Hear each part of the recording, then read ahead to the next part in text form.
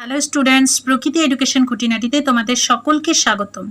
My dear student, সবার আগে তোমরা চ্যানেলটাকে সাবস্ক্রাইব করবে এবং সাবস্ক্রাইব করে তোমরা বেল আইকনটাকে প্রেস করে নোটিফিকেশনটাকে অন করে দাও।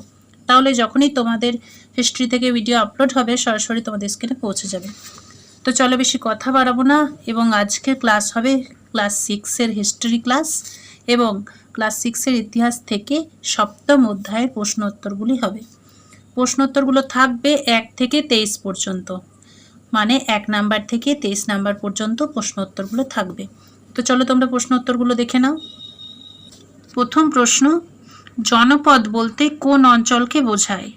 উত্তর হবে জনপদ বলতে কৃষিভিত্তিক গ্রামীণ অঞ্চলকে বোঝায়। নেক্সট হচ্ছে মহাজনপদের আমলে প্রধান জীবিকা কী ছিল? উত্তর হবে মহাজনপদের আমলে প্রধান জীবিকা ছিল কৃষিকাজ। নেক্সট, কৃষির জন্য কি ধরনের পশুর প্রয়োজন হতো? উত্তর হবে কৃষির জন্য গবাদি পশুর প্রয়োজন হতো। নেক্সট, খ্রিস্টপূর্ব 6ষ্ঠ শতকের বিখ্যাত বস্ত্রশিল্পের কেন্দ্র কোথায় ছিল? উত্তর হবে খ্রিস্টপূর্ব 6ষ্ঠ শতকের বিখ্যাত বস্ত্রশিল্পের কেন্দ্র ছিল বারাণসী। নেক্সট, কারসাপন কি? উত্তর হলো কারসাপন হলো খ্রিস্টপূর্ব 6ষ্ঠ শতকে ভারতে প্রচলিত এক ধরনের মুদ্রা। নেক্সট, কোন সময়ে ভারতে প্রথম নগরায়ন ঘটে? উত্তর হবে আনুমানিক 3000 খ্রিস্টপূর্বাব্দে ভারতে প্রথম নগরায়ন ঘটে। নেক্সট, প্রাচীন ভারতের ইতিহাসে প্রথম নগরায়ন ঘটেছিল কোথায়? উত্তর হবে প্রাচীন ভারতের ইতিহাসে প্রথম নগরায়ন ঘটেছিল হরপ্পায়। নেক্সট হচ্ছে দ্বিতীয় নগরায়নের সময়কাল উল্লেখ করো। উত্তর হবে দ্বিতীয় নগরায়নের সময়কাল ছিল খ্রিস্টপূর্ব 600 অব্দ। নেক্সট হচ্ছে দ্বিতীয় নগরায়ন কোথায় গড়ে উঠেছিল? উত্তর হলো উত্তর ভারতের গঙ্গা যমুনা বিধৌত সমভূমিতে। উত্তর ভারতের গঙ্গা যমুনা বিধৌত সমভূমিতে দ্বিতীয় নগরায়ন গড়ে উঠেছিল। নেক্সট হচ্ছে বারাণসী কোন শিল্পের জন্য বিখ্যাত ছিল?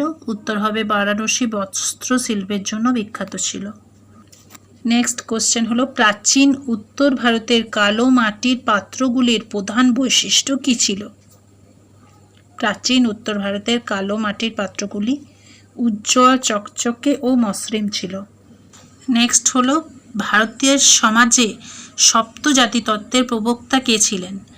ভারতীয় সমাজে সপ্ত জাতিতত্ত্বের প্রবক্তা ছিলেন মেগাস্থেনিস। নেক্সট হচ্ছে, মৌর্য আমলের অর্থনীতি কিসের ওপর নির্ভর ছিল? উত্তর হলো মৌর্য আমলের অর্থনীতি কৃষির ওপর নির্ভর ছিল। নেক্সট হচ্ছে, মৌর্য যুগে রাজার খাস জমিকে কি বলা হতো? উত্তর হলো মৌর্য যুগে রাজার খাস জমিকে বলা হতো সীতা। নেক্সট হচ্ছে, মৌর্য আমলে কারিগর ও বণিকদের কাজের তদারকি কে করত? উত্তর হলো মৌর্য আমলে কারিগর ও বণিকদের কাজের তদারকি করত রাষ্ট্র। নেক্সট হচ্ছে, মগধ অঞ্চলে কোন প্রজাতির ধানের চাষ নেওয়া বেশি হতো? মগধ অঞ্চলে কোন প্রজাতির ধানের চাষ বেশি হতো? উত্তর হলো মগধ অঞ্চলে শালি প্রজাতির ধানের চাষ বেশি হতো। নেক্সট হচ্ছে, কে বলেছেন ভারতে দাস প্রথা ছিল না? উত্তর হবে মেগাস্থেনিস বলেছেন ভারতে দাস প্রথা ছিল না। পরের প্রশ্ন, ইন্ডিকা বইয়ের লেখক কে? উত্তর হলো ইন্ডিকা বইয়ের লেখক হলেন গ্রিক দূত মেগাস্থেনিস। নেক্সট, ইন্ডিকায় ভারতীয় জনসমাজকে কটি ভাগে ভাগ করা হয়েছে? উত্তর হলো ইন্ডিকায় ভারতীয় জনসমাজকে 7টি ভাগে ভাগ করা হয়েছে। নেক্সট, কোথায় তুলোর চাষ বেশি হতো? উত্তর হলো দাক্ষিণাত্যর কালো মাটিতে তুলোর চাষ বেশি হতো। নেক্সট হচ্ছে, কুষাণ আমলে গোলমরিচ কোথায় পাওয়া যেত? উত্তর হবে কুষাণ আমলে গোলমরিচ পাওয়া যেত কেরলে। নেক্সট, ব্ল্যাক গোল্ড কাকে বলা হয়? উত্তর হবে গোলমরিচকে ব্ল্যাক গোল্ড বলা হয়। নেক্সট, সেতু কি? উত্তর হলো প্রাচীন ভারতের জলসেচ প্রকল্পকে বলা হয় সেতু। প্রাচীন ভারতের জলসেচ প্রকল্পে বলা হয় সেতু।